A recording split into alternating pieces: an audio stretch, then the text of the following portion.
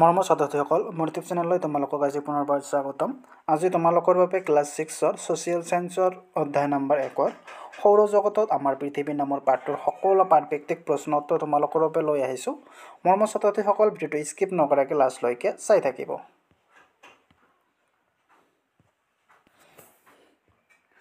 অনুশীলনীত 1 নম্বৰত দি আছে তলৰ প্ৰশ্নবোৰৰ উত্তৰ লিখা। ইয়াৰ ক নম্বৰ কুৱেশ্যনটো হৈছে সৌৰজগত বুলিলে কি বুজা? ইয়াৰ উত্তৰ হ'ব সূৰ্যক কেন্দ্ৰ কৰি অৱস্থান কৰা গ্ৰহ, উপগ্ৰহ, ধূমকেতু, উল্কা আৰু গ্ৰহ নপুঞ্জক লৈ সৃষ্টি হোৱা সূৰ্যৰ পৰিয়ালটোক সৌৰজগত বোলা হয়। খ নম্বৰ কুৱেশ্যনত দিয়া আছে সৌৰজগতৰ পৰা দূৰত্ব অনুসৰি একাধিক্ৰমে গ্ৰহবোৰৰ নাম লিখা। ইয়াৰ উত্তৰত হ'ব সূৰ্যৰ পৰা দূৰত্ব অনুসৰি একাধিক্ৰমে গ্ৰহবোৰৰ নাম হ'ল বুধ, শুক্ৰ, পৃথিৱী, মংগল, বৃহস্পতি, শনি, ইউৰেনাছ আৰু নেপচুন। গ নম্বৰ কুৱেশ্যনত দিয়া আছে সূৰ্য কি? সূৰ্যৰ বিষয়ে চমুকৈ লিখা। ইয়াৰ উত্তৰ হ'ব সূৰ্য হৈছে আমাৰ পৃথিৱীৰ ওচৰত থকা উজ্জ্বল উত্তপ্ত নক্ষত্ৰ। সূৰ্যৰ নিজা পোহৰ আছে। সূৰ্য হৈছে সকলো শক্তিৰ উৎস। 2 নম্বৰ দিয়া আছে উত্তৰ দিয়া। 2 নম্বৰ কি দিয়া আছে?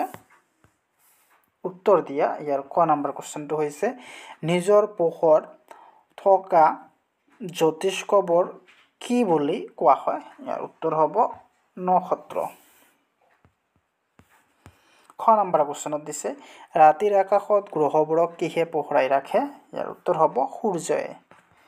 গ নম্বৰ কুৱেশ্যনত দিছে আমি তাপ আৰু পোহৰ পোৱা নক্ষত্ৰটোৰ নাম কি? ইয়াৰ উত্তৰ হ'ব সূৰ্য। আমি সূৰ্যৰ পৰা তাপ আৰু পোহৰ পাওঁ।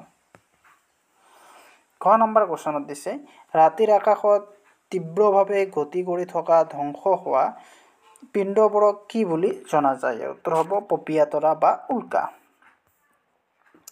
5 নম্বৰত দিছে পাঠৰ চিত্ৰত 1.3ত থকা সৌৰজগতৰ চিত্ৰখন পৰ্যবেক্ষণ কৰি তলত দিয়া প্ৰশ্নসমূহৰ উত্তৰ লিখা। তোমালোকে পাঠত 1.3ত সৌৰজগতৰ চিত্ৰ পৰ্যবেক্ষণ কৰিব দিছে।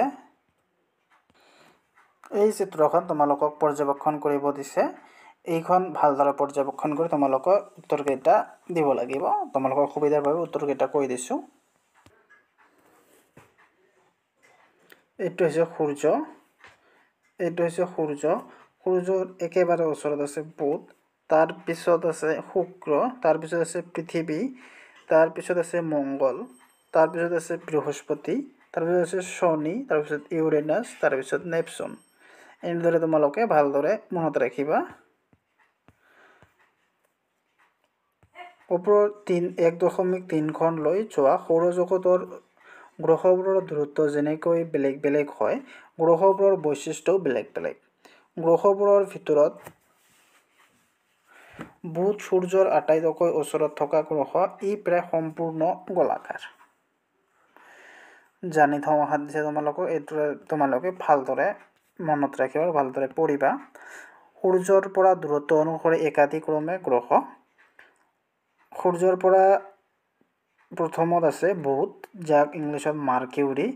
ই সূৰ্যৰ চাৰিওফালে এপাক ঘূৰিবলৈ 88 দিন সময় লয় আৰু গ্ৰহৰ বেশৰ দৈৰ্ঘ্য হৈছে 4980। ইয়াৰ কোনো উপগ্ৰহৰ সংখ্যা নাই।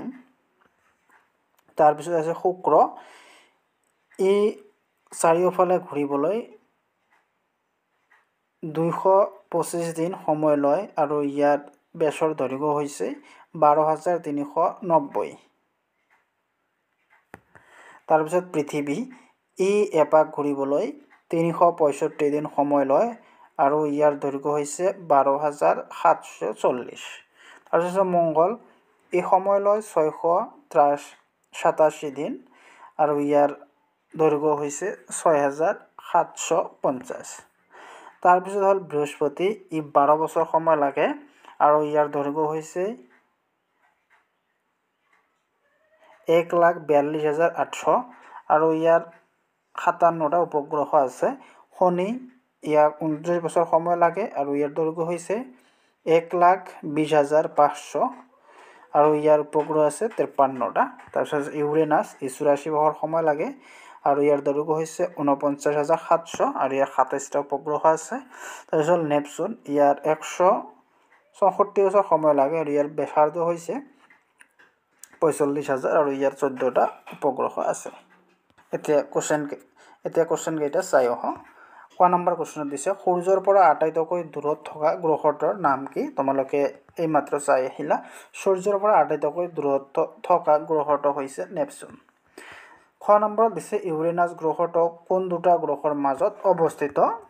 শনি আৰু নেপচুনৰ মাজত অৱস্থিত। গ নম্বৰ কোশ্চেনত দিছে সূৰ্যৰ পৰা পৃথিৱীৰ অৱস্থান কেই নম্বৰ স্থানত? ইয়াৰ উত্তৰ হৈছে 3 নম্বৰ স্থানত।